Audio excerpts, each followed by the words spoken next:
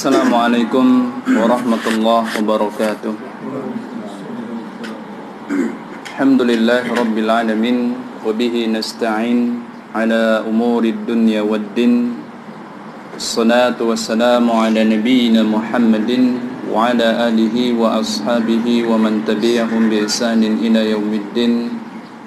Wala udwana illa 'alal zalimin wal 'aqibatu lil muttaqin.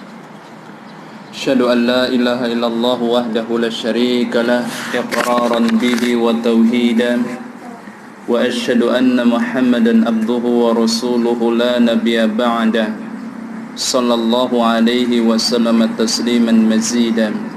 Allahumma salli wa sallim ala nabiyyina Muhammadin wa ala alihi wa ashabihi wa man tabi'ahum bi ihsanin ila yaumiddin. Kaum muslimin dan kaum muslimat yang dimuliakan Allah Subhanahu wa ta'ala, anak manusia itu di dalam menjalani kehidupannya secara umum dia melalui 5 fase, ya, melalui 5 periode sebagaimana dijelaskan oleh Syekh Muhammad ibn Saleh Al-Utsaimin rahimahullahu ta'ala. Kelima fase tersebut, yang pertama yang disebut dengan marhalatul adam. Marhalatul adam itu fase ketiadaan. Maksudnya adalah suatu masa di mana seseorang itu belum bisa disebut apa-apa, ya, belum bisa disebut apa-apa.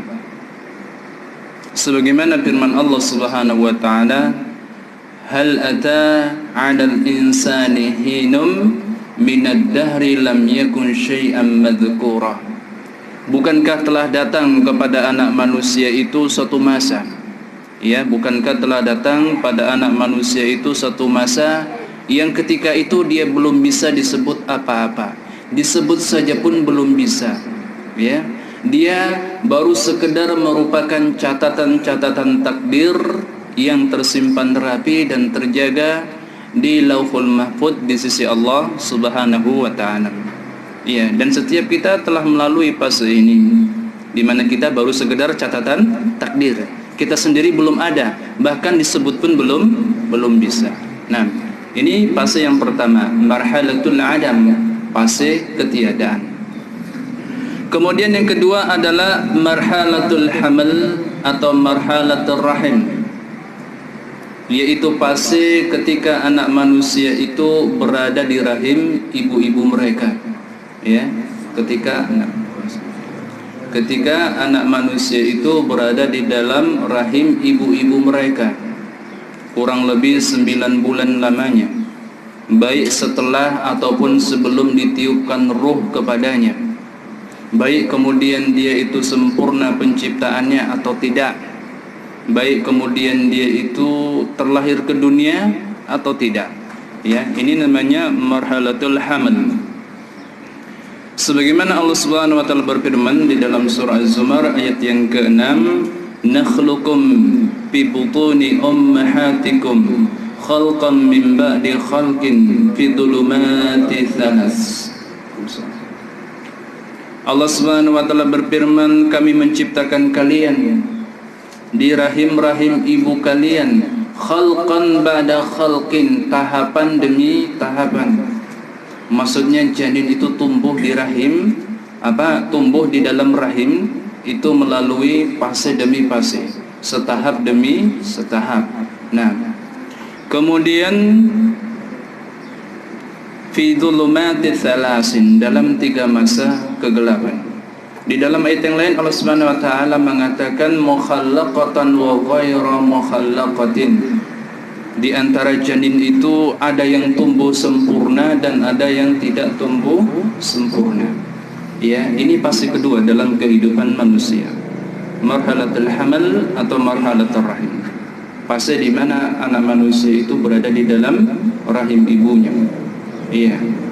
Umumnya dia itu berada di sana 9 bulan lamanya, kalau sempurna penciptaannya. Dan 4 bulan pertama atau 120 hari pertama dia itu belum memiliki ruh, ya, dia belum memiliki ruh. Kemudian kaum muslimin dan kaum muslimat yang dimuliakan Allah Subhanahu wa taala. Fase yang ketiga adalah marhalatud dunya, ya, fase kehidupan dunia. Itulah kehidupan kita yang sekarang, ya. Itulah kehidupan kita yang sekarang. Allah Subhanahu wa taala berfirman, wallahu akhrajukum min butuni ummahatikum, dan Allah Subhanahu wa taala mengeluarkan kalian dari rahim-rahim ibu kalian. La ta'lamuna syai'a, dalam keadaan kalian tidak mengetahui apa-apa. Ya, dalam keadaan kalian tidak mengetahui apa-apa. Tidak bisa mendengar, tidak bisa berbicara, tidak bisa melihat, tidak bisa apapun. Dan sejak kita keluar itu rezekinya sudah ditanggung oleh Allah Subhanahu wa taala. Ya kan? Kita dalam keadaan lemah, tidak memiliki ilmu, tidak memiliki kekuatan, tidak memiliki pendengaran, tidak memiliki penglihatan, dan tidak memiliki apapun. Tetapi rezekinya ternyata baik-baik saja, ya, ditanggung oleh Allah Subhanahu wa taala. Lantas kenapa kemudian manusia setelah dia tumbuh dewasa, diberi kekuatan, diberi akal, ya, kemudian dia pesimis bagaimana dia akan mengisi perutnya, menghidupi dirinya? Nah, kemudian waja'ala lakumus sama wal absara wal afidah. Setelah itu, setelah kalian terlahir dalam keadaan tidak memiliki apa-apa, tidak mengetahui apa-apa, tidak mampu untuk apa-apa, secara bertahap kami berikan kepada kalian pendengaran, penglihatan, dan juga hati. La'allakum tashkurun. Tujuannya adalah agar kalian bersyukur, kata Allah Subhanahu wa taala. Nah, kemudian wahadihil marahil hiyallati 'alaiha madarus sa'ada wasyaqa, ya, atau wahadihil marhalah hiyallati 'alaiha madarus sa'ada wasyaqa. Fase kehidupan yang ketiga, kehidupan dunia, kehidupan kita yang sekarang ini adalah daur, adalah pusaran antara kebahagiaan dan kesengsaraan.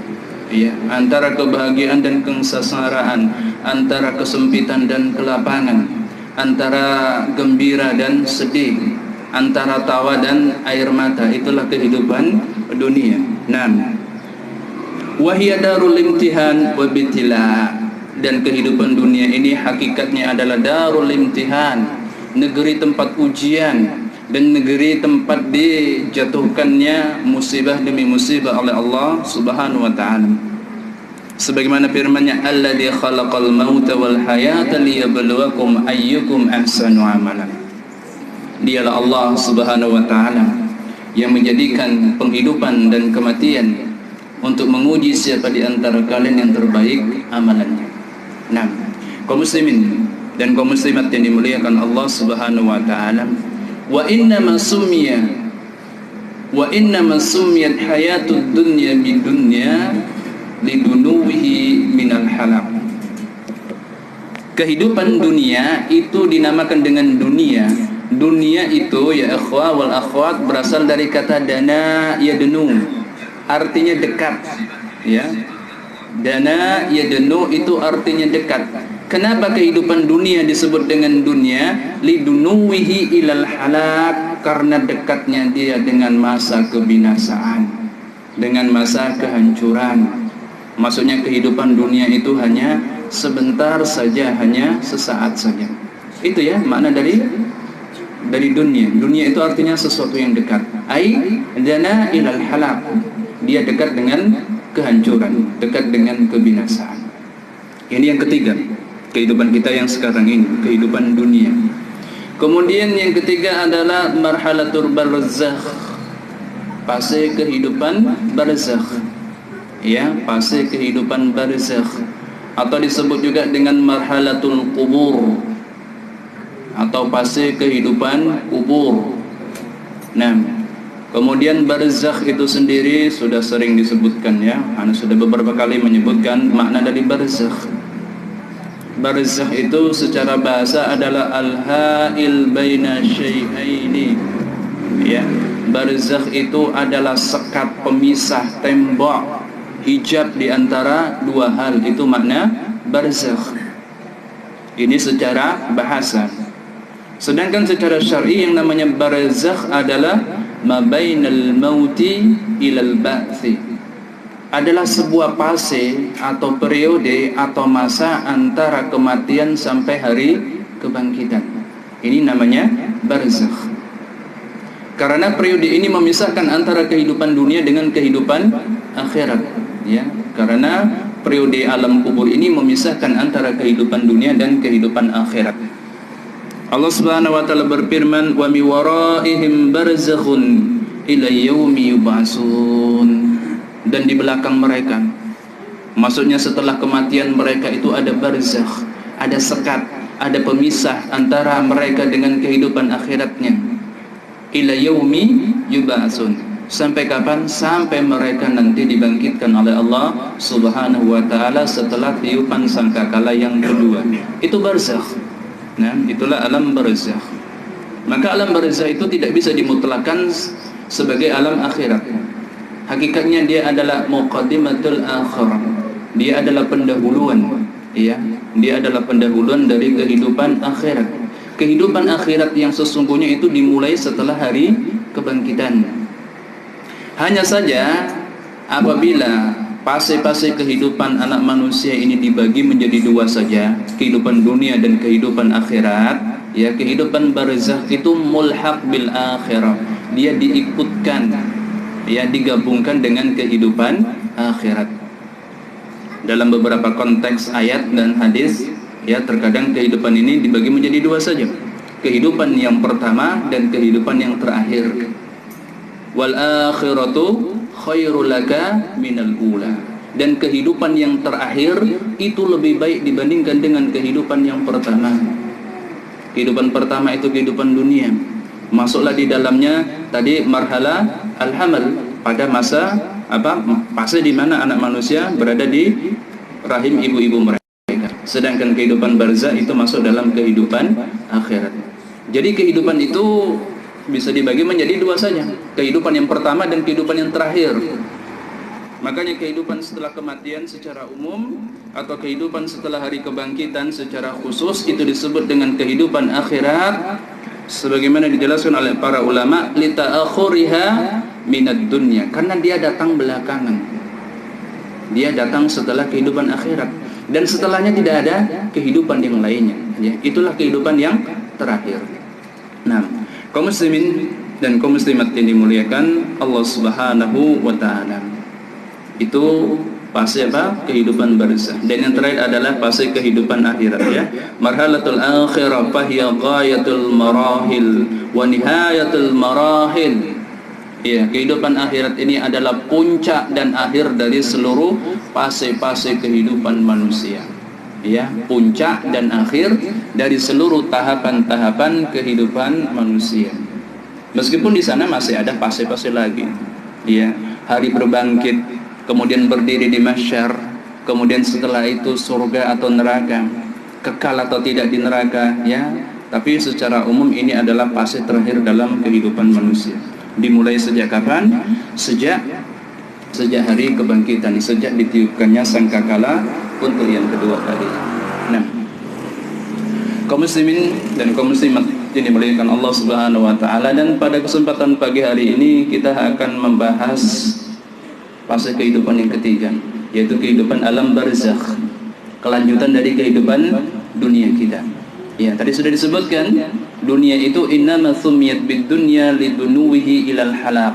Dunia itu disebut dengan dunia dari kata dana yadnu yang artinya dekat, lidunuwiha ilal halaq, karena dia terlalu dekat dengan masa kehancuran, ya, dengan masa kebinasaan.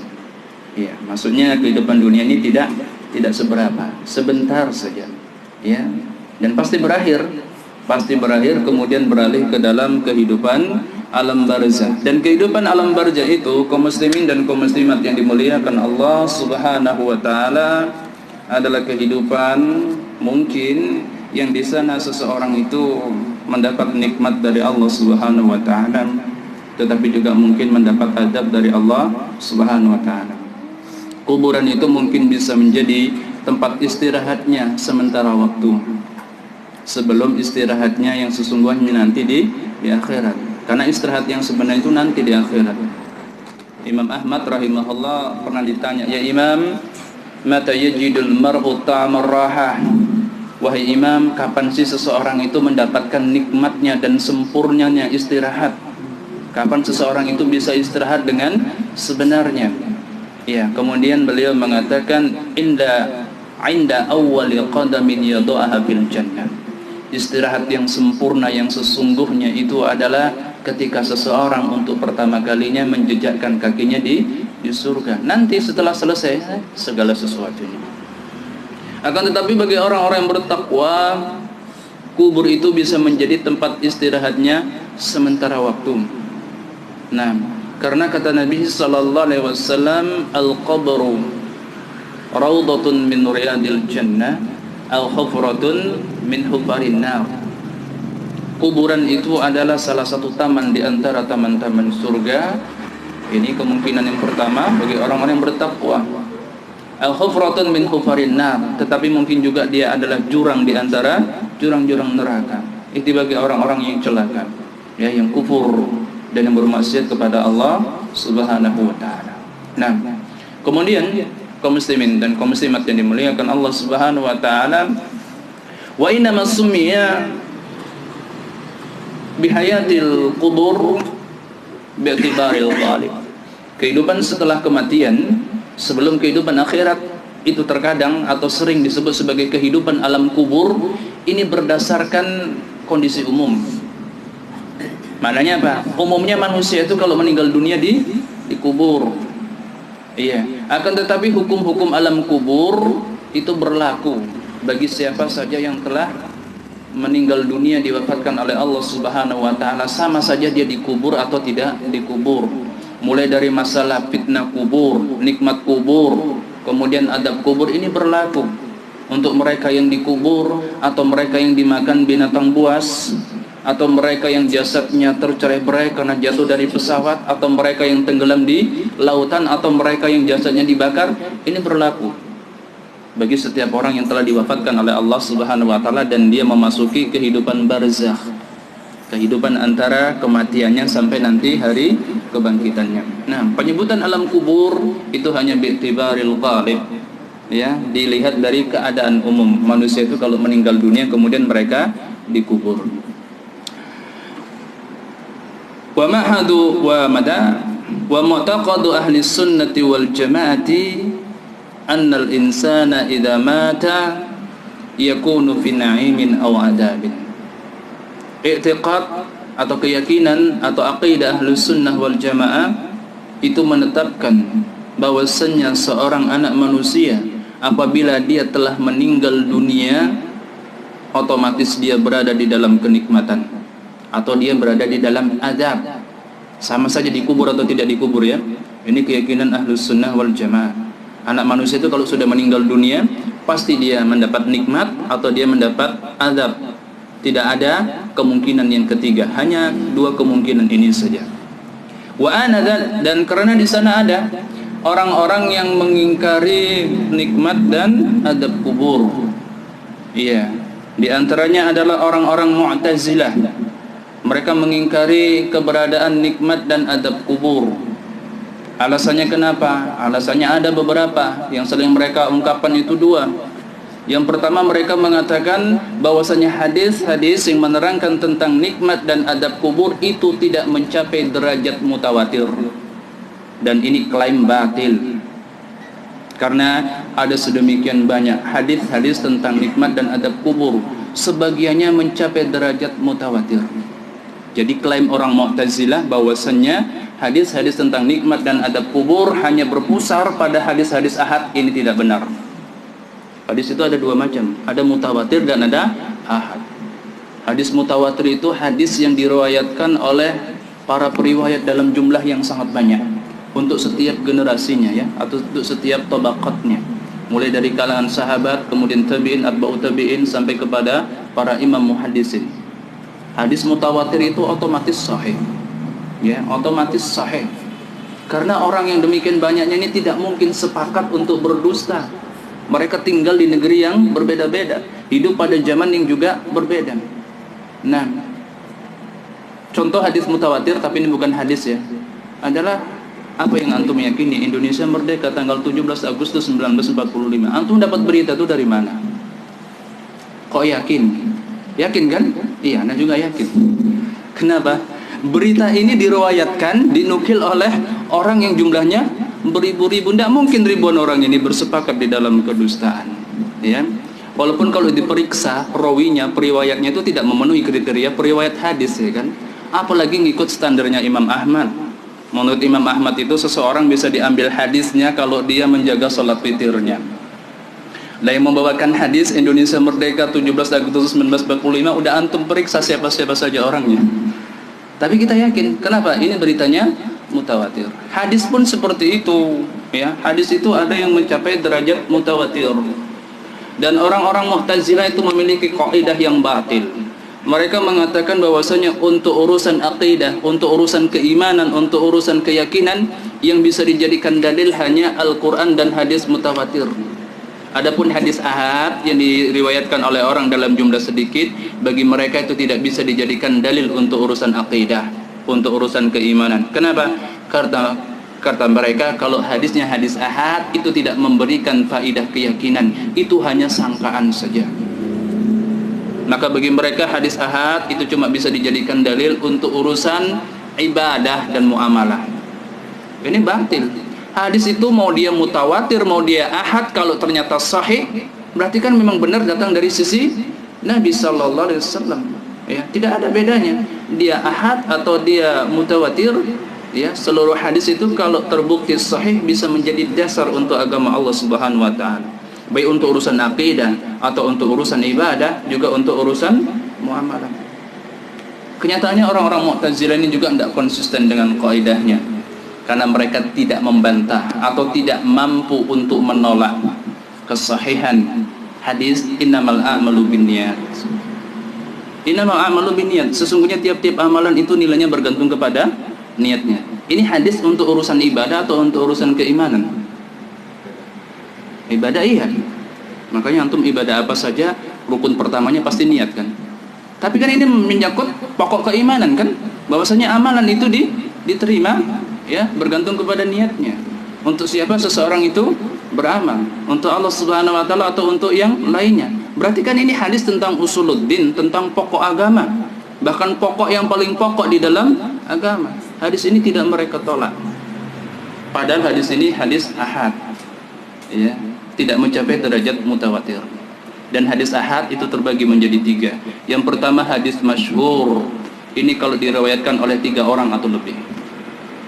Kemudian kedua hadis siapa yang kedua? Hadis ajiz. Itu cuma diriwayatkan oleh dua orang saja. Yang ketiga namanya hadis gharib. Gharib itu secara bahasa asing, hanya diriwayatkan oleh 1 orang saja, ya. Dan hadis innamal a'malu binniyat itu hanya diriwayatkan oleh 1 orang sampai 4 generasi, ya ikhwah.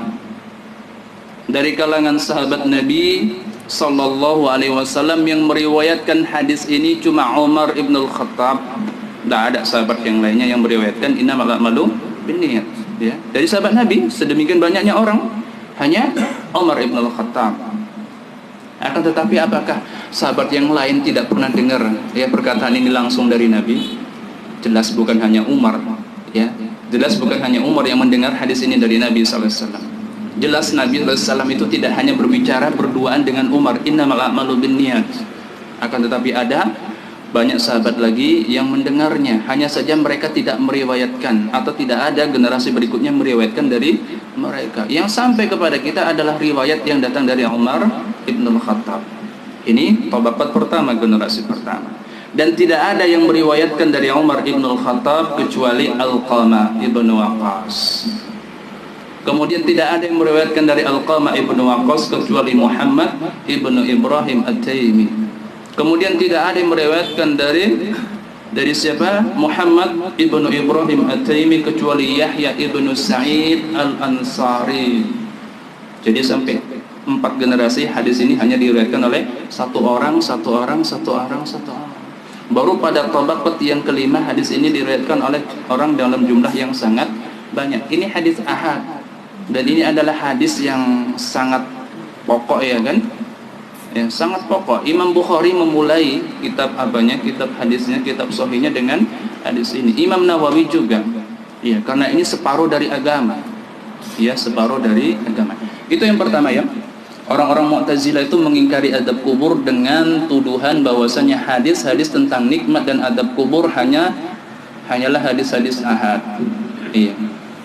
Padahal di sana ya ikhwan, dan ini adalah keyakinan Ahlus Sunnah wal Jamaah, hadis itu kalaupun dia mauquf itu hadis yang periwayatannya berhenti sampai ke sahabat saja, tidak naik, tidak bersambung sampai kepada Nabi sallallahu alaihi wasallam.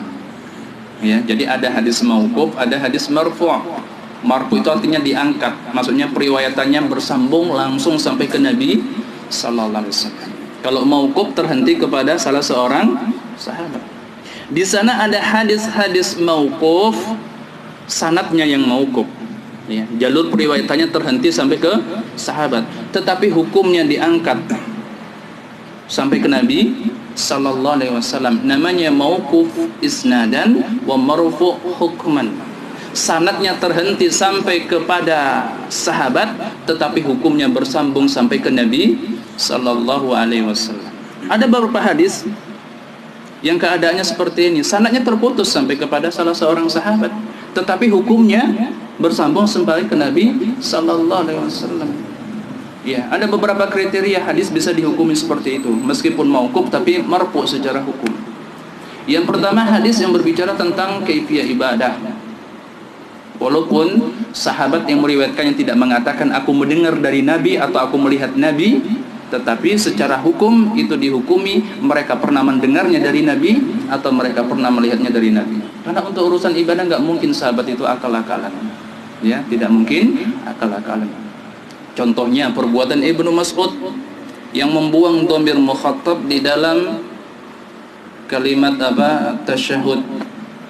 Ya, dahulu ketika Nabi sallallahu alaihi wasallam masih hidup, para sahabat itu bersalawat untuk Nabi, assalamu alayka ayuhan nabi, keselamatan bagi engkau. Ada kata engkaunya ya, wahai Nabi. Kemudian setelah Nabi sallallahu alaihi wasallam wafat, Ibnu Mas'ud membuang dhamir ka, membuang kata-kata engkau. Jadi lafadznya menjadi assalamu ala nabi, keselamatan bagi Nabi. Iya. Kemudian ada yang mengatakan ini ijtihadnya Ibnu Mas'ud. Ya. Kalau dikatakan ijtihad kan bahaya, ini itu urusan ibadah kan. Berarti Ibnu Mas'ud akal-akalan, dan ini dibantah oleh Syekh Al-Albani di dalam sifat salat Nabi. Ketika Ibnu Mas'ud membuang dhamir kaf, membuang kata-kata engkau di dalam tasyahudnya, itu berarti beliau pernah menanyakannya dan mendapat persetujuan dari Nabi sallallahu alaihi wasallam. Ya kan? Enggak mungkin ini akal-akalan beliau. Ini urusan kaifiyah ibadah. Ibadah itu kaifiyahnya tauqifiyah, seutuhnya bergantung kepada dalil. Tidak ada di sana ijtihad. Nah, terus antum pakai yang mana? Assalamualaikum atau assalamu ala nabi? Ya, dua-duanya tidak mengapa ya. Dua-duanya tidak mengapa. Nah, itu ya tentang tata cara ibadah. Yang kedua, kalau di sana ada janji pahala, ya ada janji pahala. Kalau beramal ini pahalanya demikian dan demikian, atau ada ancaman dosa atau siksa. Ya, contohnya masalah membaca surah Al-Kahfi malam Jumat dan hari Jumat. Ana dulu agak ngotot itu. Itu hadisnya seluruhnya mauquf, tidak ada yang marfu sampai ke Nabi. Makanya sampai sekarang anak nggak pernah ikut-ikutan share ya Al-Kahfi time gitu kan. Ya, baru kemarin anak diingatkan. Ini untuk urusan keutamaan membaca surah Al-Kahfi malam Jumat atau hari Jumat, itu hadisnya tidak ada yang marfu. Tidak ada yang bersambung sampai ke Nabi sallallahu alaihi wasallam. Dan hadis terbaik tentang urusan ini adalah hadis dari Abu Sa'id Al-Khudri radhiyallahu anhu. Hadisnya mauquf. Tapi kemarin anak sudah diingatkan oleh guru anak, ini hadis walaupun mauquf karena di sana ada janji pahala demikian dan demikian, ini secara hukum marfu sampai ke Nabi. Masa iya Abu Sa'id Al-Khudri berani memberikan jaminan ini dan itu untuk seseorang yang beramal ini dan itu, kecuali dia pernah mendengarnya dari Nabi sallallahu alaihi wasallam. Nah, tapi hadisnya memang tidak ada yang marfu secara sanad sampai ke Nabi sallallahu alaihi wasallam. Itu yang kedua ya. Kalau di sana ada janji pahala atau ada ancaman siksa, itu pasti dari Nabi sallallahu alaihi wasallam. Yang ketiga, hadis itu walaupun sanadnya terputus tapi hukumnya bersambung sampai ke Nabi kalau hadisnya terkait dengan perkara-perkara gaib. Apakah itu tentang umat-umat yang telah lalu? Ataukah itu tentang alam malaikat? Ataukah itu tentang kehidupan alam kubur? Ataukah itu tentang alam jin yang kita tidak bisa melihatnya? Ataukah itu keadaan-keadaan dan hal-hal yang terkait dengan alam akhirat? Jadi kalau ada salah seorang sahabat Nabi yang meriwayatkan hadis tentang hal-hal ghaibiyah seperti ini, ya, maka itu otomatis hukumnya bersambung sampai ke Nabi sallallahu alaihi wasallam. Contohnya juga adalah hadis yang juga mauquf sampai ke Abu Sa'id Al-Khudri tentang sifat as-sirat. Ya, apa kata Abu Sa'id Al-Khudri? Ballaghani anna as-sirata ahaddu minasy-sya'ri. Adaqu minasy-sya'ri wa ahaddu minas-sayfi. Kata Abu Sa'id Al-Khudri, telah sampai berita kepadaku bahwasanya sirat, jembatan yang terbentang di punggung jahanam itu lebih lembut dibandingkan dengan rambut dan lebih tajam dibandingkan dengan pedang. Abu Sa'id Al-Khudri mengatakan, ballaghani, telah sampai berita kepadaku. Beritanya dari mana ya ikhwah? Otomatis dari Nabi. Ya, otomatis dari Nabi. Kalaupun dia tidak langsung mendengarnya dari Nabi, pasti dia mendengar dari sahabat yang lainnya. Dan ujung-ujungnya masdarnya, sumbernya pasti dari Nabi sallallahu alaihi wasallam. Siapa yang bisa mensifati sirat? Tidak ada yang bisa mensifati sirat kecuali Nabi sallallahu alaihi wasallam dengan wahyu dari Allah Subhanahu wa taala. Nah, jadi kita kembali ke pembahasan orang-orang Mu'tazilah mengingkari nikmat dan adab kubur hanya karena katanya dalil-dalil tentang nikmat dan adab kubur tidak mencapai derajat mutawatir. Ini klaim yang dusta. Yang kedua, mereka mengatakan li'annana law hafarnal qabara lawajadnal mayyita kama huwa. Ini lebih konyol lagi. Mereka mengatakan karena kenyataannya kalau kita gali kubur, kita akan dapati mayat itu yang tetap seperti keadaannya semula. Tidak ada yang babak belur, ya, dan sebagainya. Nah, ini karena ya dangkalnya kalau mereka mayat dan kubur yang disempitkan, diluaskan, mayat yang mendapat nikmat dan mendapat adab itu kan dia di mana? Di alam barzakh, bukan di kuburan yang kita gali. Kuburan yang kita gali itu di alam dunia itu. Nah, jadi di sini ya saya mengatakan mu'taqadu ahli sunnati wal jama'ati annal insana idza mata yakunu fi na'imin aw adabin. Keyakinan ahli sunnah wal jamaah menetapkan bahwasanya seorang anak manusia kalau dia meninggal dunia pasti dia mendapat nikmat atau dia mendapat adab di alam barzakh. Nah, di alam barzakh. Wa annada, dan enggak usah jauh-jauh ya, enggak usah Mu'tazilah. Di Bagan Batu ada itu seorang guru sufi bilang ke teman anak, enggak ada itu nikmat kubur dan adab kubur. Kenapa? Yang namanya mati itu cuma ganti dari tidur katanya. Ya, yang namanya mati itu cuma ganti dari tidur. Ini guru sufi ini dengar dari mana ini ocehan kayak begitu? Pasti dari guru-gurunya juga ya kan. Nah, kemudian wa anna dzalika yasulu li ruhihi wa badanihi. Kemudian saya melanjutkan dan bahwasanya nikmat kubur dan adab kubur itu dirasakan oleh mayit dengan ruh dan jasadnya secara bersamaan. Ya, nikmat dan adab itu dirasakan oleh ruh dan jasad secara bersamaan. Karena kaum muslimin, kalau orang Mu'tazilah yang mengingkari adab kubur enggak usah kita bicarakan lagi ya. Kaum muslimin yang menetapkan adanya nikmat dan adab kubur, sebagian mereka terutama dari kalangan Asy'ariyah, mereka mengatakan yang namanya nikmat dan adab kubur itu hanya berlaku bagi ruh, tidak berlaku bagi jasad. Jadi mayit itu di alam barzah mendapat nikmat dan mendapat adab hanya dari sisi ruhnya saja. Tahu banyak orang yang bermimpi, ya, tidak banyak orang yang bermimpi dia diadab seperti orang yang mimpi buruk, dan dia mendapat nikmat seperti orang yang mimpi baik. Iya. Sementara Ahlussunnah mengatakan bahwasannya nikmat dan adab kubur ini berlaku untuk jasad dan ruh sekaligus. Iya. Tentang si mayit yang dipecah kepalanya gara-gara tidak bisa menjawab pertanyaan dua orang malaikat, ya kan? Pecah kepalanya kan? Iya. Dan begitu juga orang yang tidak salat, kemudian itu tulang rusuk yang apa? Yang saling berhimpit, itu kan terjadi pada jasad. Ya. Jadi Ahlussunnah wal Jamaah menetapkan nikmat dan adab kubur berlaku bagi ruh dan jasad sekaligus. Jasad yang mana? Tapi jasadnya habis dimakan cacing. Jasadnya yang ada di alam barzakh. Tidak ada masalah. Iya. Kemudian hanya saja disebutkan oleh Syekh Muhammad Ibn Shalih Al-Utsaimin, meskipun nikmat dan adab itu bagi si mayit berlaku bagi ruh dan jasadnya, akan tetapi nikmat dan adab yang dialami oleh ruhnya itu lebih dominan dibandingkan yang dialami oleh jasadnya. Sebabnya kenapa? Karena alam barzakh ini adalah alam ruh, ya, adalah alam ruh. Allah Ta'ala alam.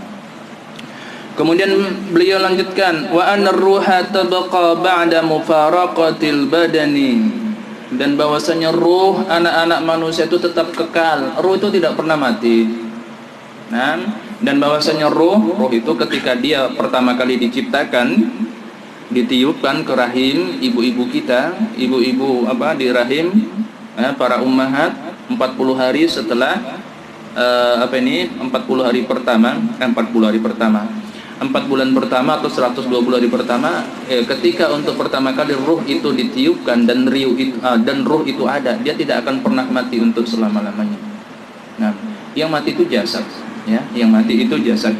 Anna ruha tabqa ba'da mufaraqatil badani, dan bahwasanya ruh itu tetap kekal setelah dia terpisah dengan badan, muna'amatan aw mu'addabatan, dalam keadaan mendapat nikmat atau mendapat adab. Setelah terpisah dari badan, ruh itu tetap ada. Nah, mendapat nikmat atau mendapat adab. Dia tentunya mendapat nikmat atau adab di alam barzakh. Nah, Rasulullah sallallahu alaihi wasallam bersabda tentang para penghuni kubur setelah mereka melalui fitnah kubur. Fitnah kubur sudah kita bahas kemarin di sipil-pil, ya. Pertanyaan dua orang malaikat kepada si mayit tentang siapa Rabbnya, apa agamanya, dan siapa nabinya. Ini tahapan paling kritis dari seluruh tahapan-tahapan kehidupan akhirat atau kehidupan setelah kematian. Karena siapa yang lulus di dalam fitnah kubur, dia akan bebas dari adab kubur dan akan mudah perjalanan akhiratnya yang selanjutnya. Tetapi siapa yang gagal di dalam fitnah kubur, maka dia akan diadab di kubur dan akan sulit, ya, langkahnya berikutnya di dalam kehidupan akhiratnya. Dan kemarin sudah kita jelaskan, syarat untuk bisa lulus di dalam fitnah kubur itu adalah mati dalam keadaan husnul khatimah. Dan syarat untuk mati dalam keadaan husnul khatimah itu apa? Taqwa. Sebagaimana wasiat Allah Subhanahu wa taala yang kita dengar setiap Jumatnya. Ya ayyuhalladzina amanu taqullaha haqqa tuqatih. Wahai orang-orang beriman, bertakwalah kalian kepada Allah dengan sebenar-benar takwa kepadanya. Perintah, ya. Kemudian setelah itu Allah setelah memberikan perintah memberikan larangan. Apa larangannya? Wala tamutunna illa wa antum muslimun, dan jangan sampai kalian itu mati kecuali kalian dalam keadaan berserah diri kepada Allah Subhanahu wa taala. Itu artinya apa? Artinya untuk mendapatkan husnul khatimah syaratnya adalah takwa kepada Allah Subhanahu wa taala. Nah, setelah seseorang itu melalui fitnah kubur, menjawab pertanyaan berhasil atau tidak berhasil, di dalam menjawab pertanyaan malaikat, berlakulah untuknya nikmat atau adab kubur.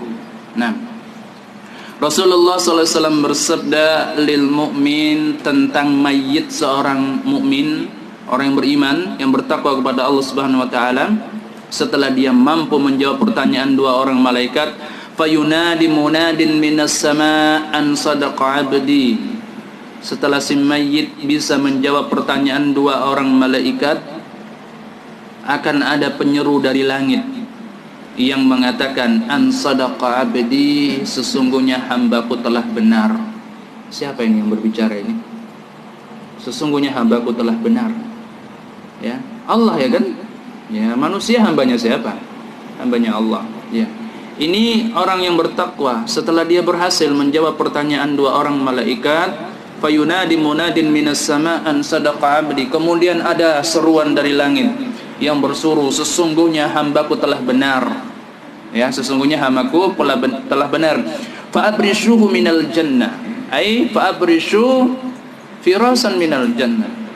Maka bentangkanlah untuknya permadani dari surga. Bentangkan untuknya perbadani dari surga, wa albisuhu minal jannah.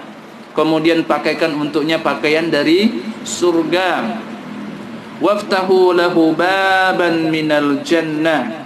Kemudian bukakan untuknya salah satu pintu di antara pintu-pintu surga. Fayatihim min rihiha wa tibiha. Maka sampailah ke kuburnya sebagian dari angin surga dan aroma surga. Nah, dia bisa istirahat sementara di kuburnya. Kuburnya menjadi apa? Taman di antara taman-taman surga. Kemudian wa yubsahu lahu qabruhu mudda basarihi. Setelah itu kuburannya diluaskan sejauh matanya memandang, sejauh pandangan matanya. Ya. Kuburan yang dimana yang diluaskan ya akhwah? Ya tentu yang ada di alam barzah, bukan kuburan yang kita gali di tanah. Nah, ini untuk orang-orang yang bertakwa. Wa qala lil kafir, kemudian Nabi berkata tentang keadaan mayit dari kalangan orang-orang kafir dan para pendosa. Fayunadi munadin minas sama an kadzaba abdi. Akan ada penyeru dari langit yang berseru, sesungguhnya hambaku telah berdusta dan telah didustakan. Nah, fabrishuhu minan nar waftahu lahu baban minan nar. Maka bentangkanlah untuknya permadani dari neraka dan bukakanlah untuknya salah satu pintu di antara pintu-pintu neraka. Fayatihi min harriha wa sumumiha. Maka sampai ke kuburnya sebagian dari panasnya neraka dan racun-racun neraka. Ya, sampai kepadanya sebagian dari panasnya neraka dan racun-racun neraka. Wa yudayyak alaihi qabruhu. Kemudian disempitkan kuburnya hatta takhtalifa adla'uhu, sampai tulang rusuknya seperti ini. Ya, sampai tulang rusuknya seperti ini. Nah, kaum muslimin dan kaum muslimat yang dimuliakan Allah Subhanahu wa taala. Ini ya, ini fase kedua dalam kehidupan barzakh. Selesai dari fitnah kubur, yang berlaku adalah nikmat kubur atau adab. Fafis sahihain an Ibnu Abbas radhiyallahu anhu, di dalam hadis yang diriwayatkan oleh Imam Bukhari dan Imam Muslim dari Ibnu Abbas, semoga Allah meridhai keduanya, beliau mengatakan anna Nabiyya sallallahu alaihi wasallam marra biqabrain. Suatu hari Rasulullah sallallahu alaihi wasallam melalui dua kuburan.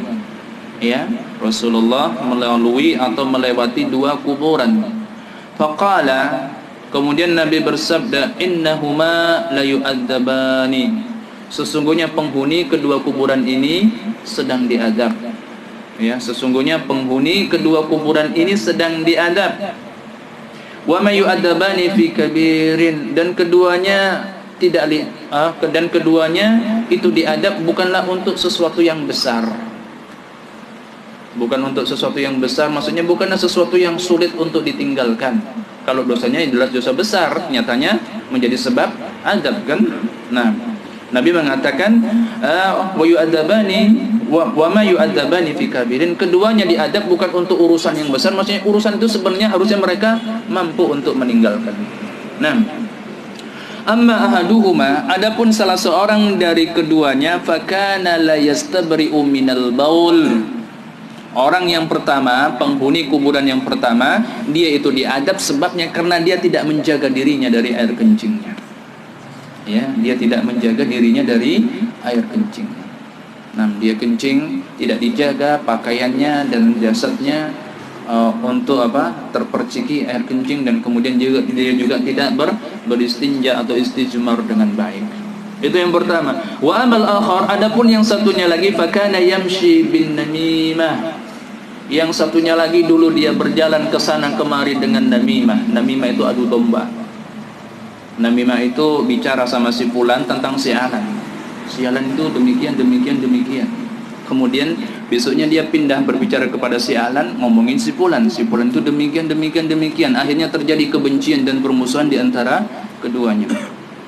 Iya. Dan termasuk dosa besar yang sangat besar itu menyulut permusuhan, kebencian dan perpecahan di antara kaum muslimin. Ya, itu dosanya sangat besar.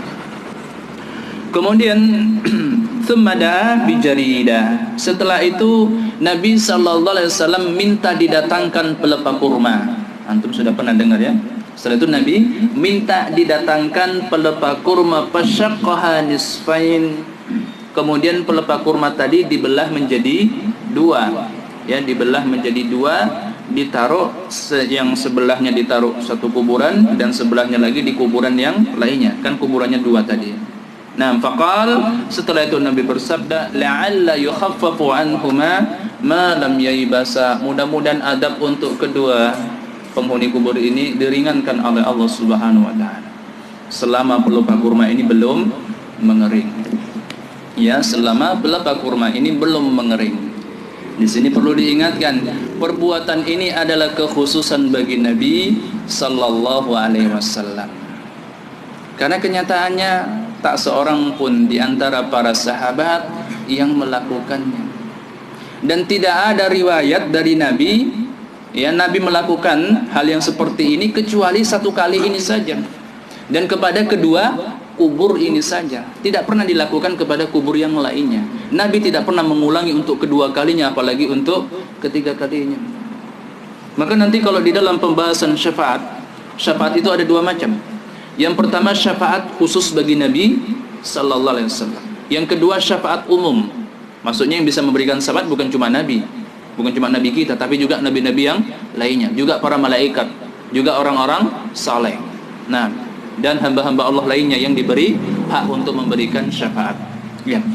Di dalam pembahasan syafaat khusus bagi Nabi sallallahu alaihi wasallam, ada beberapa syafaat yang itu khusus bagi Nabi. Di antaranya adalah syafaatul uzma, syafaat agung untuk menyegerakan hisab. Kemudian ada syafaat khusus beliau kepada pamannya Abu Talib untuk diringankan azabnya.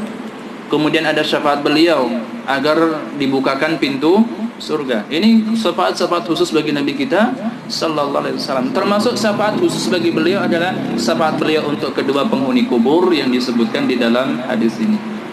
Kejadian ini cuma sekali, tidak pernah terulang untuk kedua kalinya dari Nabi, dan tidak pernah dilakukan oleh siapapun dari kalangan sahabat Nabi.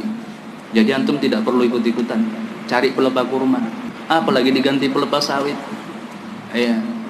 Dan kemudian di sini memang Nabi mengatakan malam yaibasa, selama pelepah kurma itu belum mengering. Tetapi diringankannya adab kedua penduduk kubur ini tidak ada kaitannya dengan air yang ada di pelepah kurma tersebut.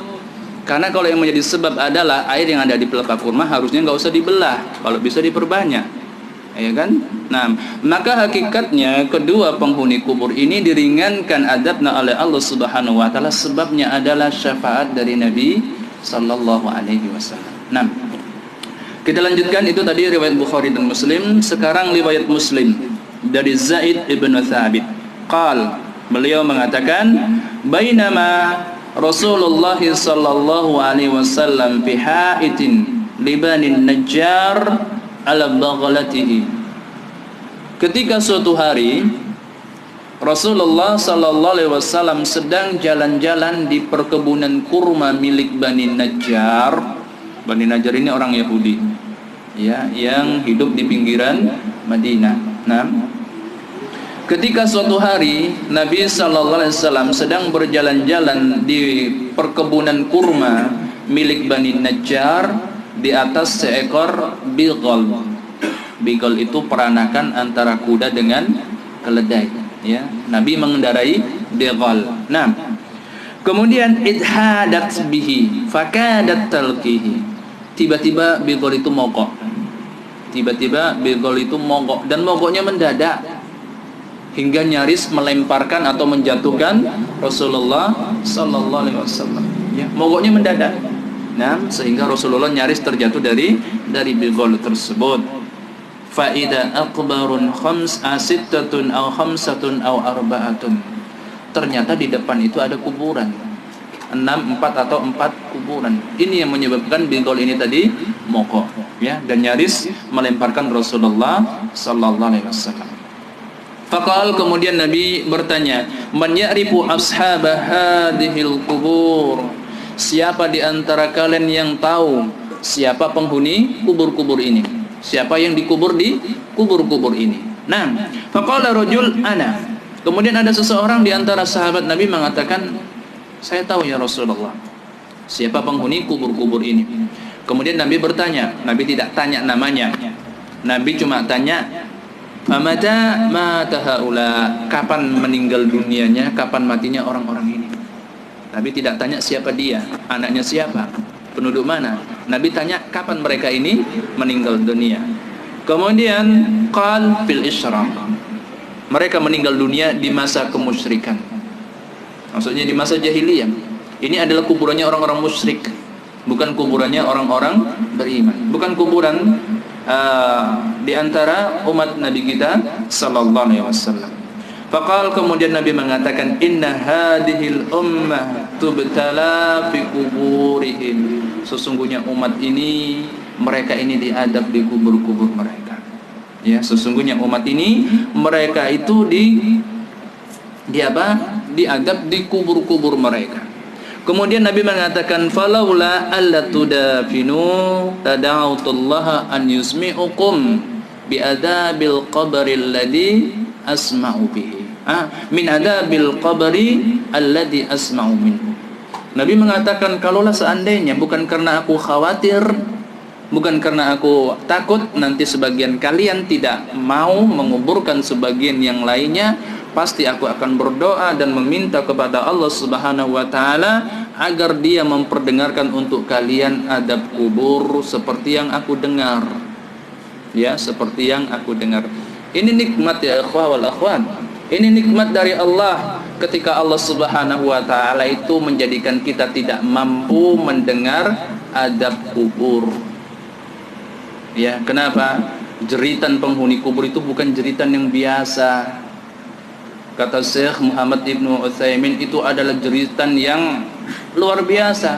Tasaqatat bihil qulub, yang bisa membuat jantung-jantung itu lepas, yang bisa membuat seseorang itu gila, stres. Jadi nikmat ya ketika Allah Subhanahu wa taala membuat kita tidak mampu menutup adab kubur dari mata-mata kita dan dari telinga-telinga kita. Nah, ini terkait dengan sebentar lagi mau bulan Ramadan ya.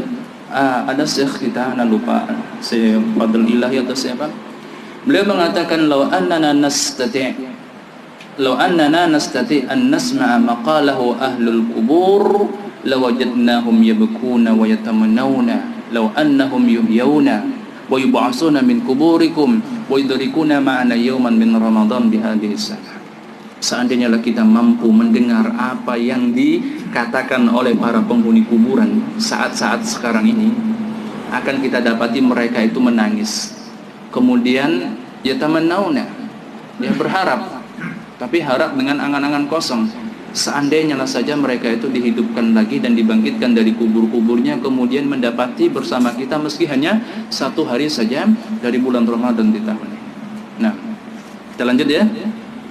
Kemudian dan jeritan penghuni kubur itu, jeritan mayit itu ada 2 macam. Ada 2 macam. Pertama, jeritan ketika dia belum dikubur. Jeritan ketika dia belum dikubur. Seperti hadis yang diriwayatkan oleh Imam Bukhari dari siapa? Abu Sa'id Al-Khudri radhiyallahu anhu. Kata Nabi sallallahu alaihi wasallam tentang mayit. Mayit itu ketika diangkat di pundak-pundak manusia, ya sama saja kalau sekarang misalnya diangkat dengan ambulan atau yang semisalnya. Ya, in kanat salihah qalat qaddimuni. Kalaulah jenazah yang kalian panggul itu, yang kalian hantar ke kubur itu adalah jenazah orang yang saleh, dia akan mengatakan qaddimuni, percepatlah aku. Ya, percepatlah aku. 6. Kenapa dia ingin dipercepat? Karena dia tahu di depan sana itu, di kubur sana itu ada kenikmatan, ya, ada kenikmatan yang telah dijanjikan oleh malaikat ketika malaikat itu hendak mencabut ruhnya. Nah, ketika malaikat hendak mencabut ruhnya.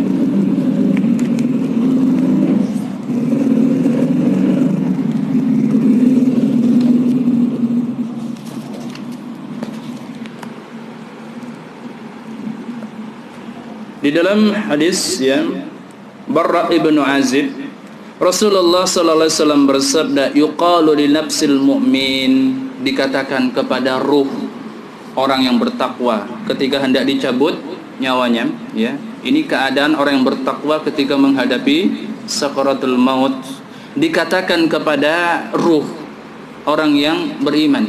Berarti yang berkata siapa? Malakatul maut kan? Malaikat maut. Nah, apa kata malaikat? Ukhruji ayyatuhan nafsul mutmainnah, keluarlah engkau, ya, wahai jiwa yang tenang. Ini perkataan malaikat maut ketika mencabut ruh dari orang yang bertakwa. Ukhruji ayyatuhan nafsul mutmainnah, keluarlah engkau wahai jiwa yang tenang. Ngapain keluar? Ila maghfiratin minallahi wa ridwan, menuju kepada ampunan Allah dan keridhaannya. Ya, belum lagi keluar ini ruh masih di jasad, sudah mendapat berita gembira dari malaikat, disuruh keluar dan dijanjikan dengan ampunan dan keridhaan Allah Subhanahu wa taala. Fatabrahu bihadzal busyra, maka ruh ini tadi, ruh orang yang bertakwa ini, dia bergembira dengan berita gembira tersebut, dengan berita gembira yang dijanjikan oleh malakul maut. Wa takhruju munqadatan sahlatan, maka kemudian ruh itu keluar dari jasadnya munqadah, menurut saja, wasahla, dan dengan cara yang sangat mudah. Nah, wa in kana al-badan qad yata'allam, walaupun mungkin jasad orang yang sekarat ini tadi mengalami kesakitan, kejang-kejang dan yang misalnya, akan tetapi ruhnya keluar dengan tenang, munqadatan sahlatan, menurut dan dengan sangat mudah. Lakin ar-ruha munqadatun mustabsyiratun, akan tetapi ruhnya itu keluar, ya, munqadah, dalam keadaan menurut, mustabsyirah, dan mendapat berita gembira dari malaikat. Makanya ketika dia dipanggul di pundak-pundak manusia atau dibawa di ambulan, dihantar ke kuburnya, dia minta untuk disegerakan, karena ada janji ampunan dan keridhaan Allah Subhanahu wa taala yang telah dijanjikan kepadanya. Nah, sementara wa in kanat ghayra salihah, akan tetapi kalau ternyata jenazahnya itu bukanlah jenazah orang yang saleh, nah, qalat, dia akan mengatakan, ya wailaha aina yadhabuna biha. Nah, ya wailaha aina yadhabuna biha, duhai celakalah dia, kemana mereka ini akan membawanya, ya, yang dia maksud celaka ya dirinya sendiri, ya. Duhai celakalah aku, kemana mereka ini akan membawa diriku. Nah, ini karena apa? Karena ketika nyawanya dicabut oleh para malaikat pun sudah dikasari oleh para malaikat dan dijanjikan dengan adab. Nah, sebagaimana firman Allah Subhanahu wa taala di dalam surah Al-An'am ayat yang ke-93. Allah mengatakan, walau tara idz zalimuna fi ghamratil maut, seandainya lah engkau wahai Muhammad mampu untuk melihat orang-orang yang zalim umum, orang kafir itu seluruhnya zalim, begitu juga para pendosa dari kalangan orang-orang beriman, ya. Seandainya lah engkau wahai Muhammad mampu untuk melihat keadaan orang-orang zalim ketika mereka berada dalam tekanan sakaratul maut, wal malaika basitu aydihim, sementara malaikat itu menggenggam tangan-tangan mereka dan memukul si mayit, kemudian mengatakan, akhriju anfusakum, keluarkan nyawa-nyawa kalian, keluarkan nyawa-nyawa kalian, al-yawma tujzauna adzabal hun, pada hari ini kalian akan diberi balasan dengan adab yang menghinakan. ya, dengan adab yang menghinakan. Maka begitu dia diangkat ke kuburan, dia sudah merintih, dia sudah menjerit. Nah, itu jeritan yang pertama, ya, jeritan ketika dia belum lagi apa? Belum lagi dikubur, ya, baru diantar di kuburnya. Kemudian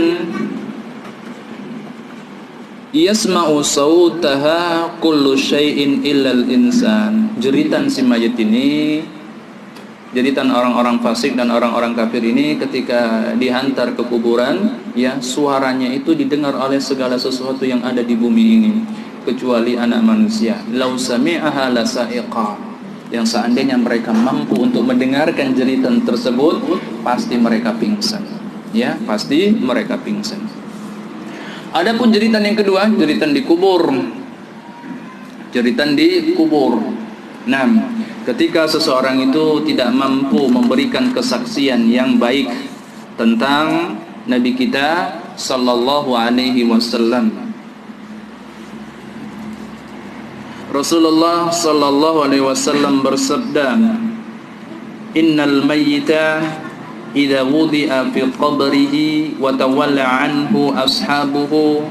Sesungguhnya mayit apabila dia telah diletakkan di kuburnya kemudian orang-orang meninggalkannya, innahu la yasma'u hafqa ni'alihim. Sungguh mayit itu benar-benar mendengar suara sendal-sendal, suara sepatu-sepatu dan terompa-terompa orang yang meninggalkannya. Atahu malakani fayuqidanihi fayaqulani lahu. Kemudian datanglah dua orang malaikat mendudukkannya dan menanyainya. Apa pertanyaannya? Ma kunta taqulu fi hadzal rajul Muhammadin sallallahu alaihi wasallam. Apa yang engkau katakan, apa pendapatmu tentang laki-laki yang bernama Muhammad sallallahu alaihi wasallam? Ya, ditanya kesaksiannya tentang Muhammad sallallahu alaihi wasallam. Kemudian fa'amal mu'min fayaqul, kalau dia adalah orang yang beriman dan bertakwa, dia akan mengatakan asyhadu annahu abdullahi wa rasuluh. Aku bersaksi laki-laki yang bernama Muhammad itu adalah hamba Allah dan Rasul Allah. Ingat ya jawabannya ya. Dia adalah hamba Allah dan Rasul Allah. Ya, Nabi itu hamba Allah dan Rasul Allah. Liqaunihi abdan la yu'bad wa liqaunihi rasulan la yu'sa. Karena Nabi itu cuma seorang hamba, sama kayak antum. Beliau itu tidak diibadahi, beliau tidak disembah. Muhammad SAW itu tidak disembah. Walikaunihi rasulan la yu'sa, tapi karena dia adalah Rasul Allah, dia tidak dimaksiati. Ya, ini Ahlussunnah wal Jamaah, tidak berlebih-lebihan. Maksudnya tidak memberikan kepada Nabi apa yang itu bukan hak beliau. Ya, tidak mensifati beliau dengan sifat-sifat ketuhanan, dan juga tidak memberikan kepada beliau itu yang itu adalah hak Allah Subhanahu wa taala. Tetapi juga kita tidak mengurangi hak-hak beliau, ya, sebagai pembawa syariat dari sisi Allah Subhanahu wa taala. Iya. Kemudian qal fa yaqul undur ila maq'adika minan nar qad abdalakallahu bihi maq'adan minal jannah. Setelah si mukmin ini tadi, orang yang bertakwa ini mampu memberikan kesaksian yang benar tentang Muhammad sallallahu alaihi wasallam, kemudian dikatakan, lihat itu tempat tinggalmu dari neraka. Lihat tempat tinggalmu dari neraka. Maksudnya apa? Sebenarnya antum itu pantas ditempatkan di neraka dengan sebab dosa ini dan itu. Akan tetapi Allah Subhanahu wa taala telah mengganti tempat tinggalmu dengan tempat tinggal dari surga, dengan sebab kesaksianmu tentang hambaku yang bernama Muhammad sallallahu alaihi wasallam. Nah, faqala Rasul, kemudian Nabi mengatakan fara'ahuma, jami'a. Si hamba ini tadi melihat kedua-duanya. Dia lihat neraka dulu, kemudian dia lihat surga, untuk menyempurnakan nikmat baginya agar dia lebih bersyukur. Sebenarnya dengan sebab dosanya dia pantas diadab di neraka. Tetapi Allah Subhanahu wa taala dengan keluasan rahmatnya telah menggantinya dengan surganya. Nah, wa amal kafir wal munafiq fayaqulani lahu. Adapun terhadap orang-orang kafir dan orang-orang munafik, kedua malaikat mengatakan makun tatakul fi hadzal rajul. Sama pertanyaannya, apa yang engkau katakan atau bagaimana pendapatmu tentang laki-laki yang bernama Muhammad sallallahu alaihi wasallam? Fayaqul la daraitu wa la talitu. Si mayat ini mengatakan, aku tidak tahu. Si mayat mengatakan, la adri kuntu aqulu ma yaqulun nas. Aku tidak tahu, aku hanya mengatakan apa yang dikatakan oleh orang-orang. Berarti tahu dia Muhammad itu Rasulullah. Ya, tapi dia tidak setia di atas sunnah beliau sallallahu alaihi wasallam, sehingga dia mengatakan aku tidak tahu, aku cuma ikut-ikutan saja. Orang mengatakan Nabi itu Muhammad sallallahu alaihi wasallam, aku katakan Nabi itu Muhammad sallallahu alaihi wasallam, tapi dia tidak pernah mengenalnya. Siapa itu Muhammad? Apa haknya terhadap dirinya dan apa hak dirinya terhadap Muhammad sallallahu alaihi wasallam. Kemudian fayaqulani lahu, kemudian kedua malaikat tadi mengatakan la daraita wa la talita, engkau memang tidak tahu dan engkau tidak membaca.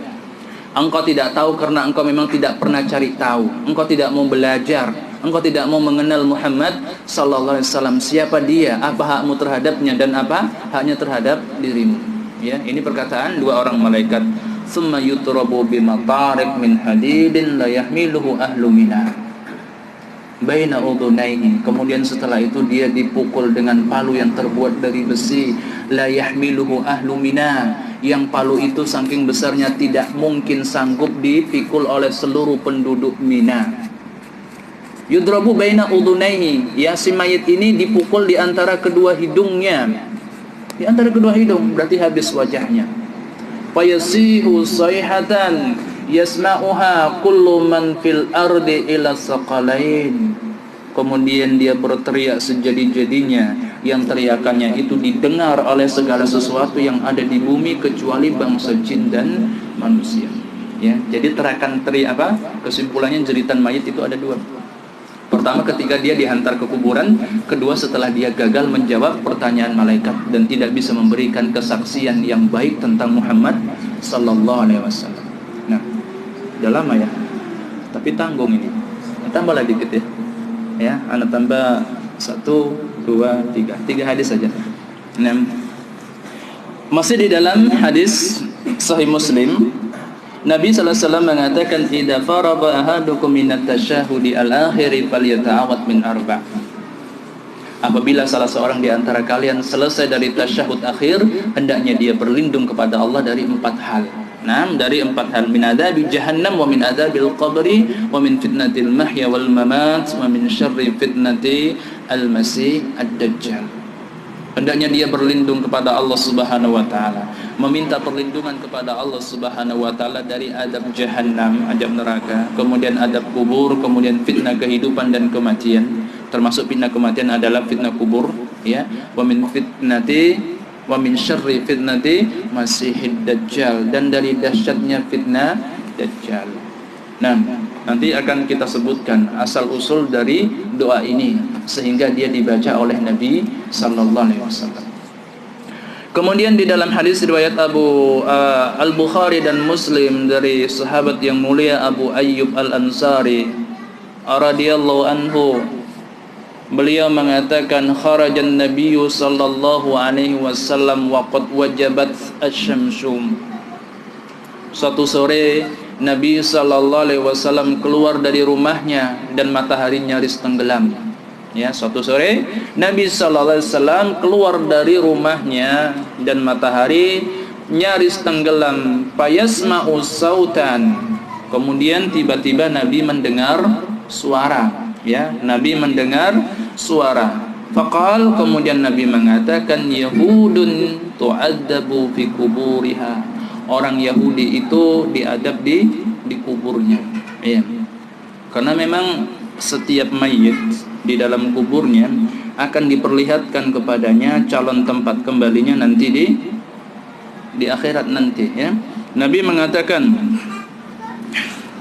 idza mata ahadukum urida alaihi maq'aduhu bil ghadati wal asyi. Apabila salah seorang di antara kalian telah meninggal dunia, akan disodorkan, akan diperlihatkan kepadanya calon tempat tinggalnya, ya, setiap pagi dan petangnya. Fa in kana min ahlil jannah fa min ahlil jannah wa in kana min ahlin nar fa min ahlin nar. Kalau dia itu memang calon penghuni surga, maka ditampakkan kepadanya surga pagi dan petangnya. Dan kalau dia calon penghuni neraka, ditampakkan kepadanya neraka setiap pagi dan petangnya. Ya, melihat neraka pagi dan petang itu Stres ya akhwan. Belum lagi dia menanggung adab kubur yang mungkin dijalaninya. Belum lagi dia ditemani oleh suatu sosok. Ya, orang-orang kafir dan orang-orang pendosa itu dikubur, dia ditemani oleh sebuah sosok. Sosoknya ini sangat jelek dan sangat bau. Ya, saking jeleknya dan saking baunya, kalau sosok itu ada di sini, mata manusia itu tidak mampu melihatnya, dan hidung manusia itu tidak mampu mencium baunya. Siapa itu? Itu adalah amalannya. Ya, itu adalah amalan. Nah, Nabi mengatakan Yahudun tu'adzabu fi kuburiha. Sore-sore begini Yahudi sedang diadab di kuburnya. Nah, hadis yang terakhir di dalam riwayat Bukhari dan Muslim dari ibu kita Aisyah radhiyallahu anha. Beliau mengatakan dakhalat alayya ajuzun min ajaiz Yahudil Madinah. Kata Aisyah, suatu hari datang kepadaku atau datang ke rumahku seorang nenek di antara nenek-nenek Yahudi penduduk Madinah. Ya. Ada kedatangan tamu nih, tamunya nenek-nenek Yahudi dari penduduk Madinah. Faqalat, kemudian nenek tadi mengatakan inna ahlal kubur yu'adzabuna fi kuburihim. Kata nenek Yahudi ini tadi, sesungguhnya penghuni kubur itu diadab di kubur-kubur mereka. Ajaran siapa ini? Ajaran Yahudi. Jadi adanya nikmat dan adab kubur itu ada pada ajaran nabi-nabi terdahulu. Ada di dalam kitab-kitab Allah Subhanahu wa taala yang terdahulu. Iya. Kemudian tapi ketika itu qalat fakadab Tuhan, akan tetapi ketika itu kata Aisyah, aku mendustakan ucapan si nenek ini tadi, ya. Aku mendustakan ucapan si nenek ini tadi. Qalat fa kharajat wa dakhala alayya Rasulullah sallallahu alaihi wasallam. Setelah itu nenek itu pergi. Ya, nenek itu pergi dan datanglah Rasulullah sallallahu alaihi wasallam. Faqultu, aku katakan ya Rasulullah, inna ajuzan min ajaiz yahudi ahli al-Madinah dakhalat wa za'amat anna ahlal kuburi yu'adzabuna fi kuburihim. Kata Aisyah, wahai Rasulullah, sesungguhnya seorang nenek di antara nenek-nenek Yahudi datang. Dia mengatakan bahwasannya penghuni kubur itu diadab di kubur-kubur mereka. Qala sadaqat. Nabi mengatakan nenek itu benar. Sekarang kita benarkan adab kubur dengan penuturan nenek Yahudi atau pembenaran dari Nabi? Dengan pembenaran dari Nabi. Nah, Nabi mengatakan sadaqat, nenek itu benar. Ya, nenek itu benar. Innahum yu'adzabuna 'adzaban tasma'uhul bahaim kulluha. Sesungguhnya mereka itu penghuni kubur diadab dengan sebuah adab yang adab itu didengar oleh seluruh binatang-binatang, ya. Didengar oleh seluruh binatang-binatang. Qalat, Aisyah mengatakan, fama ra'aituhu ba'du fi salatin illa yata'awwadu min adzabil qabri. Setelah kejadian ini aku tidak pernah melihat Rasulullah sallallahu alaihi wasallam sekalipun setelah beliau atau ketika beliau salat, kecuali di penghujung salatnya beliau berlindung kepada Allah dari adab kubur. Jadi meminta perlindungan dari adab kubur di akhir salat, selesai tasyahud, sebelum salam. Ini ya awal ceritanya, gara-gara kesaksian seorang nenek Yahudi tentang adab kubur. Maka beliau kemudian melakukannya dan memerintahkan kepada kita untuk berdoa seperti itu juga. Pertanyaannya, Nabi diadab di kubur? Tidak kan? Terus untuk apa beliau meminta perlindungan dari adab kubur?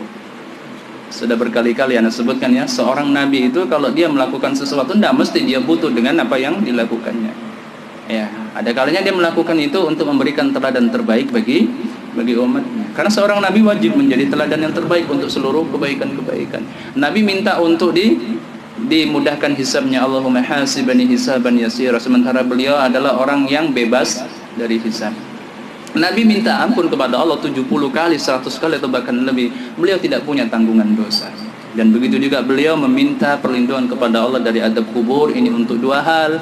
Pertama, untuk mengagungkan Allah Subhanahu wa taala dan menyempurnakan rasa syukur kepada Allah Subhanahu wa taala. Yang kedua, untuk memberikan teladan terbaik kepada umatnya, karena kita memiliki hajat yang besar ya untuk bebas dari adab kubur. Kaum muslimin dan kaum muslimat yang dimuliakan Allah Subhanahu wa taala, itu yang bisa disampaikan pada kesempatan kali ini. Ya, sebelum kita tutup, kalau ada yang ditanyakan dipersilakan.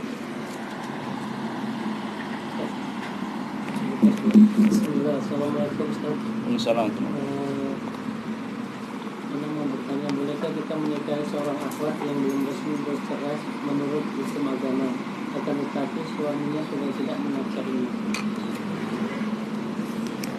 Belum bercerai menurut hukum agama, suaminya tidak menafkahinya. Di sini masih ada yang belum jelas.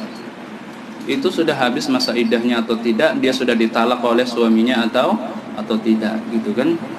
Iya. Dan kalaupun sudah dia itu sudah lepas dari suaminya, misalnya dicerai, kemudian habis masa iddahnya tidak dirujuk juga, berarti kan statusnya sudah lepas.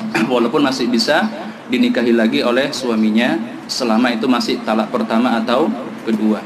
Kalau sudah talak 3 itu otomatis lepas, tidak bisa dirujuk lagi. Nah, di sini kita tidak memiliki kejelasan ini si istri sudah ditalak atau belum. Kalau masalahnya dia tidak dinafkahi, kalau belum ditalak dia masih istri. Kecuali dia mengajukan khulu, gugatan cerai, dan gugatan cerai tersebut dikabulkan oleh suaminya. Jadi tidak jelas ya, itu si istri sudah ditalak atau belum, kemudian kalau ditalak sudah habis masa iddahnya atau belum. Ini untuk urusan hukum syar'inya saja. Kemudian hukum kenegaraan juga perlu diperhatikan. Ya, kalau sudah bercerai diupayakan ada surat cerainya dari pengadilan agama, karena nanti bisa jadi ribet urusannya. Ya, ini kita nasihatkan kepada orang yang kemarin mau khulu. Ya, khulu bisa saja. Ya, hadirkan saksi, dibuat di atas kertas. Kalau nggak dibuat di atas kertas, ya kan hari ini suaminya kabulkan khulu dari istrinya. Besok istrinya menikah dibilang nggak ada buktinya dia sudah kucerai, kan bisa jadi urusan. Jadi kita sarankan yang pertama itu perlu diperjelas status si wanita ini tadi masih istri atau bukan.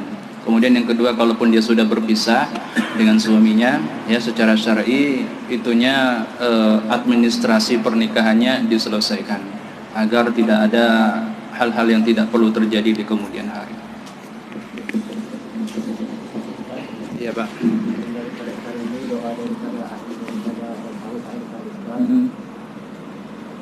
Boleh kita tambah Ustaz doa yang lain yang juga sudah ditambah kayak seperti itu.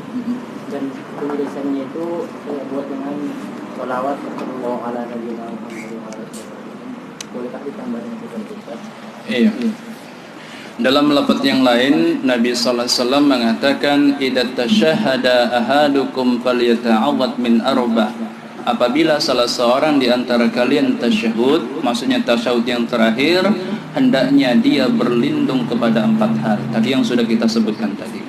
Kemudian setelah itu Nabi mengatakan falyad'u bima bibalihi. Setelah dia berlindung kepada Allah dari 4 hal tadi, silahkan dia berdoa dengan apa yang terlintas di benaknya, dari apa yang ingin dia minta dari hajatnya kepada Allah Subhanahu wa taala. Boleh setelah berlindung dari 4 hal kita menambah doa-doa yang lainnya. Apa yang ingin kita minta, apa yang menjadi hajat kita kepada Allah Subhanahu wa taala. Karena selesai tasyahud akhir sampai sebelum salam itu termasuk waktu yang mustajabah untuk berdoa. Doanya bebas. Dan alangkah lebih baiknya ya kalau di sana dimasukkan doa-doa yang memang itu diajarkan untuk dibaca di situ. Di antaranya doa Allahumma hasibni hisaban yasira, seperti di dalam riwayat Aisyah radhiyallahu anha. Juga doa yang diajarkan oleh Nabi kepada Abu Bakar As-Siddiq radhiyallahu anhu. Ketika suatu hari Abu Bakar As-Siddiq mengatakan, "Ya Rasulullah, 'allimni da'watan ad'u biha fi salati." Wahai Rasulullah, ajarkanlah kepadaku suatu doa agar bisa aku panjatkan di dalam salat. Kemudian Nabi mengatakan, "Qul Allahumma anta rabbi la Allahumma inni dhalamtu nafsi dzulman katsira wa la yaghfiru dzunuba illa anta faghfir li maghfiratan min 'indik. Nam warhamni innaka antal ghafurur rahim." Ini doa bagus ditempatkan di sana. Karena memang Abu Bakar As-Siddiq minta doa ini untuk dibaca di tempat itu. Ya, akan tetapi doa ini bisa dibaca di tempat-tempat yang lain. Doa ini diajarkan oleh Nabi kepada Abu Bakar As-Siddiq, dan di sana ada kaidah. suatu ibadah yang diajarkan kepada salah seorang saja di antara sahabat Nabi, itu menjadi pengajaran untuk seluruh umat beliau sallallahu alaihi wasallam. Kemudian kalau selesai doa-doa ini kemudian ditutup dengan salawat, itu juga boleh, la ba'sa bih. Ya, bahkan Nabi sudah mengatakan siapa yang memulai doanya dengan salawat tapi yang tidak bisa menghadirkan lafadznya, kemudian menutupnya juga dengan salawat, maka doanya itu dikabulkan oleh Allah Subhanahu wa taala. Ini adab di dalam berdoa umum, termasuk doa ketika ini tadi ya, selesai tasyahud sebelum salam, menutup doa dengan salawat kepada Nabi sallallahu alaihi wasallam. Nah, dan kita juga terkadang seperti itu, menutup doa di situ dengan salawat. Kalau sebelumnya kan sudah salawat juga kan di dalam bacaan tasyahud. Nah. Assalamualaikum warahmatullahi wabarakatuh. Waalaikumsalam. Akidah kita adalah mempercayai adanya pembalasan alam barzakh dan fisik. Bagaimana perkataan Rasulullah tentang pengetahuan Rasulullah adanya orang-orang yang disiksa di kubur. Dan akidah ini kelihatannya mengundang beberapa kesalahan ibadah di dalam lingkungan kita Islam di negara kita ini, seperti pentalqinan mayat yang sudah dikubur, pembacaan Yasin tahlil di kubur.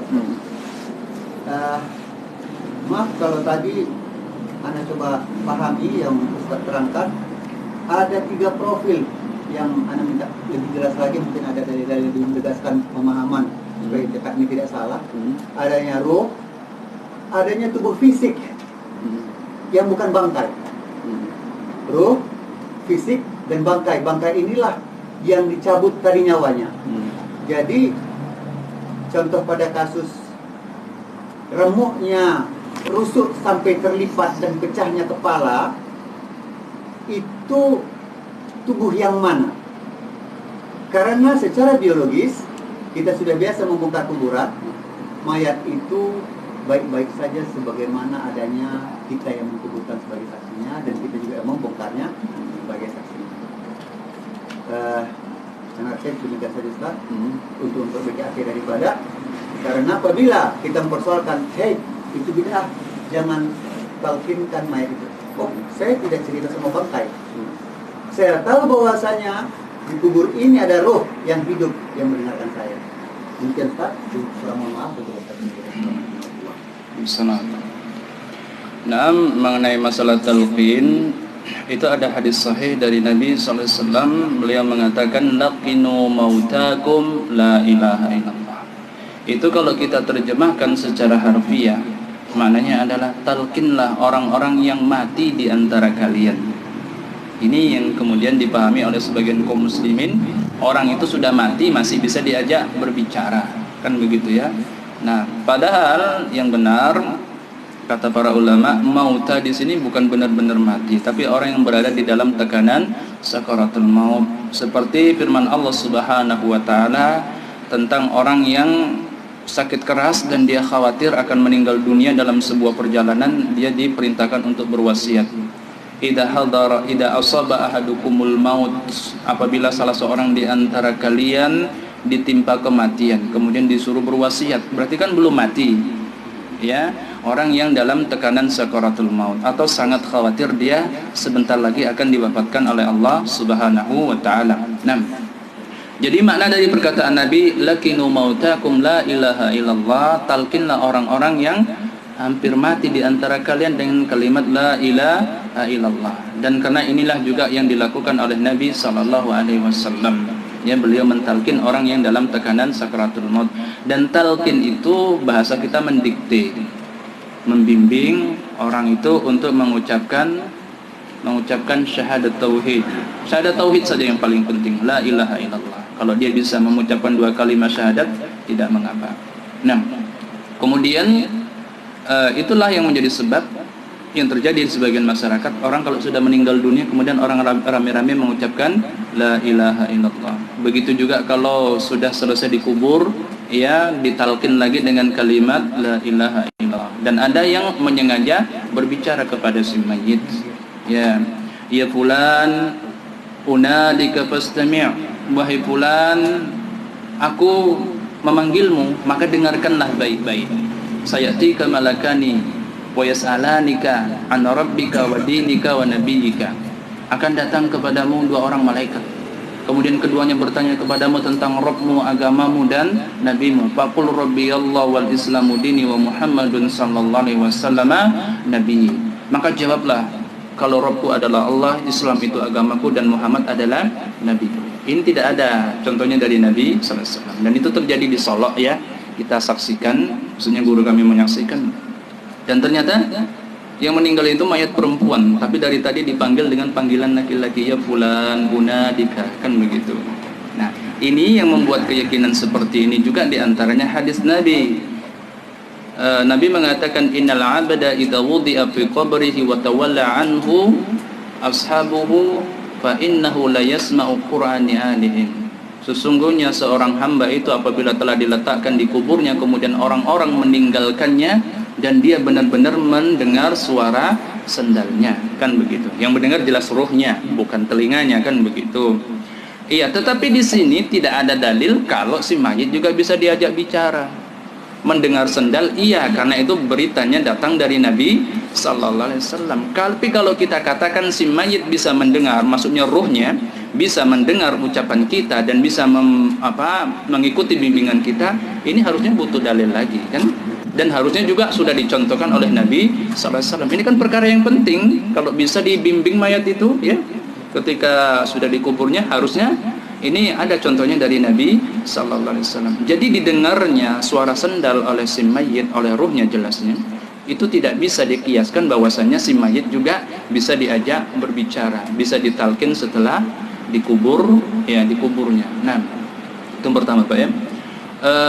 Kemudian masalah jasad tadi sudah Anda sebutkan, jasadnya yang ada di alam barzakh, bukan jasad ini, jasad yang kita bawa ini bagian cacingnya. Ya, bagian cacing. Kalau kita bongkar ya begitu-begitu saja mayat itu.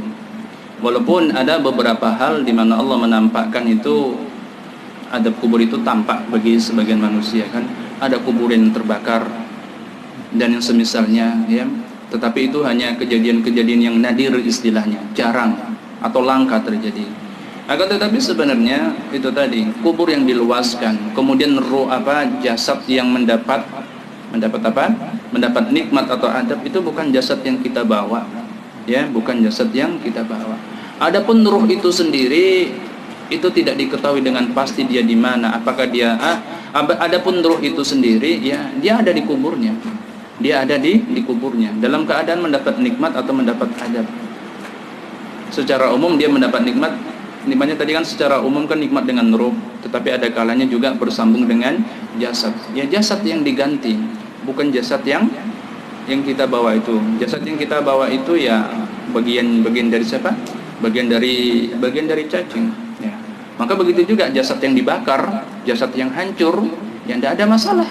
Dia akan diberi nikmat dengan ruh dan jasadnya sekaligus, karena bukan jasad yang kita bawa.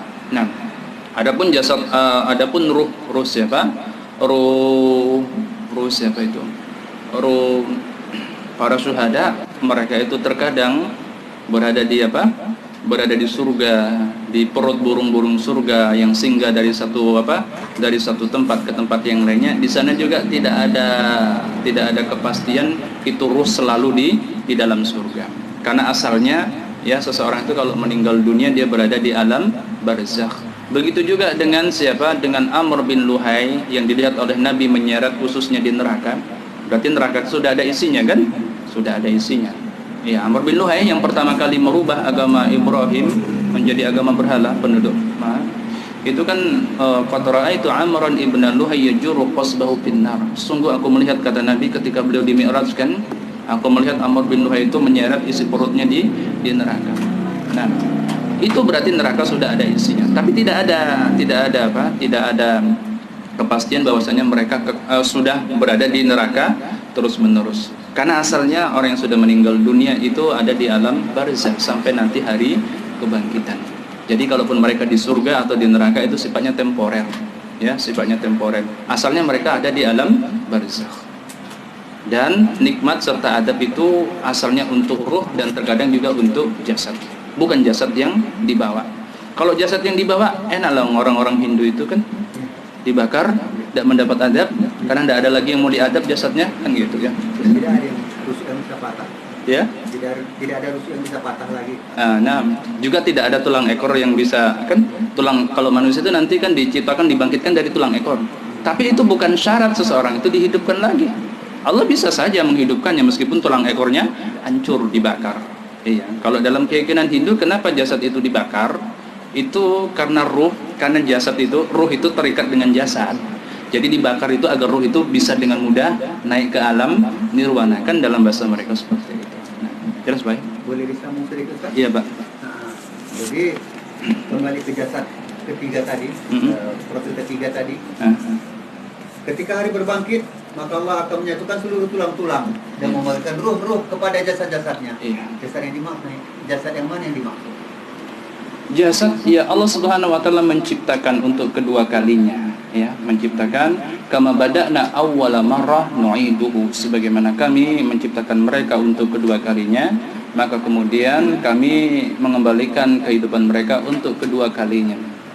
Iya, jasadnya itu apakah jasad yang pernah ada bersama kita atau benar-benar baru? Allah taala alam, ya, Allah taala alam.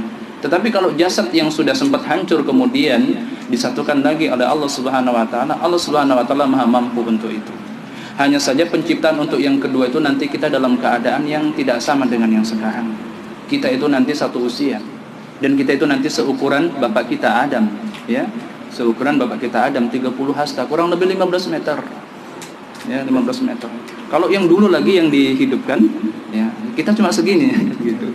Nah, jadi segala sesuatu yang hancur bisa disatukan lagi oleh Allah Subhanahu wa taala. Adapun perkataan Allah Subhanahu wa taala kama badana awwala ma nu'iduhu, sebagaimana kami menciptakan mereka untuk pertama kalinya, seperti itu lagi kami menghidupkannya, itu dalam keadaan hufatan uratan ghurlan buhman, itu saja. Dalam keadaan tidak beralas kaki, tidak berpakaian, tidak berkhitan dan tidak membawa bekal. Adapun hay'ah atau kondisi fisik dari kita berbeda. Tidak seperti keadaan kita yang sekarang. Ini ada pertanyaan, Ustadz boleh tahu buku yang bisa saya baca tentang materi Ustadz ini? Ana buat catatan sendiri ya, congkel sana congkel sini. Tetapi ada kitab yang bagus. Nah, ini ada terjemahannya yang disusun oleh Syekh Shalih Al-Fauzan hafizahullah taala. Judul aslinya adalah Al-Irsyad ila Sahihil I'tiqad, bimbingan kepada akidah yang sahih atau akidah yang benar, ya. Bimbingan kepada akidah yang sahih atau akidah yang benar. Di antara terjemahan yang ana tahu adalah Darul Haq kalau tidak salah, itu judulnya Bimbingan Memperbaiki Akidah. Nah, ini bukunya segini, tapi terjemahannya 3 kali dari ini. Ya, terjemahannya 3 kali dari ini. Ini asal usul buku ini dulu ini adalah ceramah rutin di radio. Ya, di radio di Riyadh. Syekh memiliki kajian rutin di radio, ada rekamannya, kemudian ditranskrip, dibuat tulisan oleh seseorang. Setelah selesai tulisannya diajukan ke Syekh, diperiksa, kemudian jadilah kitab ini. Nah, ini lumayan bagus, ya, bukan lumayan, nggak pakai lumayan ya, ini bagus ya, karena pembahasannya lengkap. Seluruh pokok-pokok akidah dibahas di sini, hanya saja secara ringkas. Nah, sudah ya. Insyaallah kita cukupkan kajian kita sampai di sini. Nas'alullah an yufiqana fi kulli ma yuhibbu wa yardahu, billahi taufiq wal hidayah. Assalamualaikum warahmatullahi wabarakatuh.